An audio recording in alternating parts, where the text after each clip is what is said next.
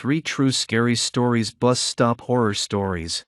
Story number 3. Okay, so this happened to me about 7 years ago when I first started high school. The school is about a 10-minute walk away from my little brother's school, so every day I would walk up there to meet him. It was a pretty safe walk along the main road with lots of sunlight and cars, but not many people most of the time. Occasionally you would get other school children or some runners and some old people walking to their apartments, and of course, the people waiting at the bus stop. The bus stop was halfway between my school and my brother's, and there were only ever about 2 people waiting there. One afternoon, I was walking up to meet my brother, and that day I left my headphones at home, so I couldn't listen to music while walking, which is what I would normally do. So, I was just walking and enjoying the sun. When I reached the bus stop, I noticed an old man sitting on the bench waiting for a bus. I passed him and didn't think much of it because he seemed harmless. I would say this guy was about 60 to 65 years old, pretty short and not very fit. As soon as I walked past him, I heard him get up. I didn't see a bus coming, so maybe he was checking the timetable, but of course not. I turned my head to check, and this guy is like 5 steps behind me, with his eyes stuck on me. I started to speed walk, but then I heard him speed up too. I looked behind me, and sure enough, he was speed walking as well. I was scared. He hadn't taken his eyes off me, and now whenever I looked back, he was giving me this creepy, devilish grin. There was nobody else around, and I was about 200 meters from my brother's school. I decided to book it. I looked behind me, and the old guy was now running after me. I couldn't believe it. He was faster than I expected. Every time I looked back, he was staring and smiling. I was almost in tears, so scared that I wasn't going to make it. Now, I know you might think that a young teenage girl could outrun a man in his 60s, but with a heavy school bag and a messed up knee from gymnastics, I was about as equipped to run as he was. By this point, I could see my brother's school and some kids leaving. I was kind of relieved and thought the old man would ease up and notice that other people were around. But no, what does this guy do? He starts yelling to the people, saying, "My granddaughter, she's running away from me, get her, she's in trouble," all the while giving me this evil grin. I then stopped because I'd come to a massive road, and I didn't want to get hit by a car. This guy got close enough to grab my bag and told me to stop being such a little __, and that he was going to win and take me away. I screamed and ran for my life, not caring about the cars. I got to my brother's school and looked back to see the guy jogging towards me. I ran into the main building and told the receptionist what happened. She looked outside and saw a man waiting outside the school gate, moving his head around as if he was trying to spot someone. I told her that that was him, and she then told me to wait with her while she called the police. The man walked away after about 10 minutes, but the police did catch him. They found out that he had been offering candy to kids from my brother's school and trying to get them to come home with him in the afternoons. I walked on the other side of the road from then on, avoiding the bus stop and anyone I would pass. End of story number 3. Story number 2.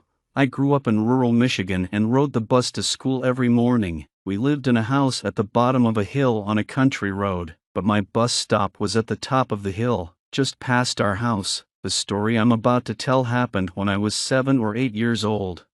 I woke up one morning and got ready for school as I usually did. My bus picked me up around 7 a.m., right when the sun was starting to come up, but there were still spots of darkness deep in the woods. I was the only kid who was picked up at my bus stop, so I would stand at the edge of the woods and wait until the bus came. My mom or dad would have to drop me off about 5 minutes before the bus came and then rush off to work to make it there by 8 o'clock.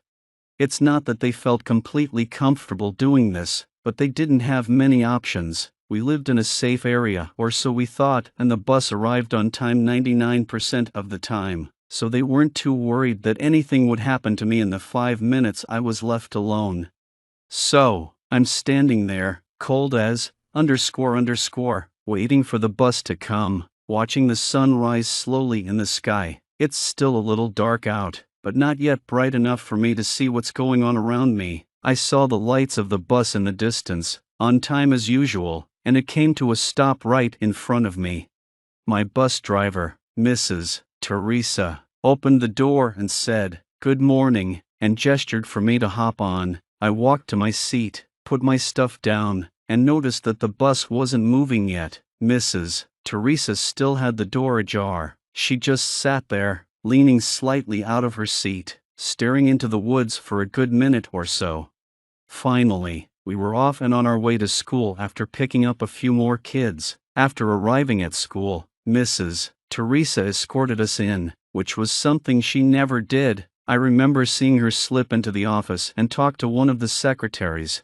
I went through my regular school day and was picked up by my dad in the car rider line as usual. When he picked me up, he started asking me all kinds of questions. Did the bus pick you up okay this morning? Did any car stop and blow their horn at you as you waited? Strange questions that he had never asked before.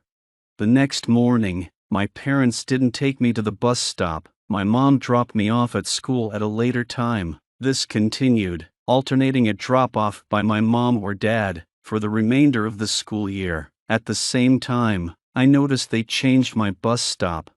Years later, I found out why. My bus driver went into the school that day and why my bus stop was relocated. When Mrs. Teresa picked me up that morning, she saw a man standing in the woods behind where I was. She alerted the school secretary, who alerted the transportation office for the school district, and then the police. The police investigated and found some items wrapped up in a t-shirt back in the woods, a hunting knife, rope, a rag or washcloth, and tape. The police never found out who that __ belonged to, but my bus driver, my parents, and the police felt certain that whoever it belonged to had the worst intentions.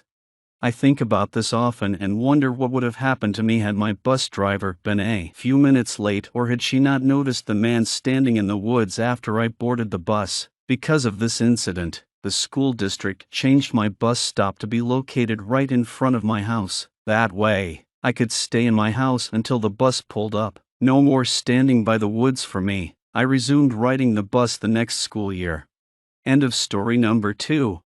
Story number 1. A few years ago, I was leaving my grad school office late around 10 p.m. to catch the bus home. I walked from the university campus through relatively busy, well-lit streets to the main road in my area of the city, 109th Street in Edmonton. I was waiting for the bus at a shelter as it was in the middle of winter, snowing, and a bit cold. The buses ran about every 15 minutes, so I wasn't worried or nervous, just patiently waiting to get home. I was listening to my music on my headphones when I noticed a guy walk up to the shelter. I looked at him briefly and did that little Canadian half-smile of acknowledgement and went back to listening to my music and reading Reddit. A few minutes passed, and I could hear him start talking to me. Well, I assumed that it was me, as there was no one else around. I looked up, and he was staring right at me, smiling a bit oddly and speaking to me. I took out my headphones and said, "Excuse me." He kept smiling and blathering on, asking me about my day, the weather, what I like to do, etc. I don't know what it is about me, but I'm a perennial people pleaser. I don't like confrontation, and my main aim in life seems to be to keep the peace, so I answered a few of his questions as politely and as non-specifically as I could. With one earbud still in my ear, he just kept blathering on, and I just sort of nodded my head politely. He went on for about 10 minutes, and I just had this sinking feeling in my stomach that something was just a little off, but enough to make me nervous. After about 10 minutes, I could see the bus rolling up, which was a huge relief for me. No one else had arrived at the bus stop, but I could see at least 10 to 15 people on the bus, which was great. I got on the bus and sat near the front, and the guy sat across from me so he could keep talking to me. I originally intended to head down to my house to the west of the street that I was on, but after this guy seemed to be my personal parrot, I decided, screw it, I'm going to my boyfriend's instead. His place was directly to the east of the street I was on. I was still getting a very uncomfortable feeling from this guy, so I decided to push the bus stop button a stop early and see what the guy did. The bus came to a stop at my request, and the guy got up. I didn't move. He asked, "Monsieur, stop here?" I said, "Whoops, I must have hit the wrong stop. He looked at me and said, "Oh, what's funny? I mixed up bus stops, moist or fever." Then he sat back down. At this point, I was pretty freaked out. I hit the bus stop for the next stop and texted my boyfriend to come out and meet me at 109th Street.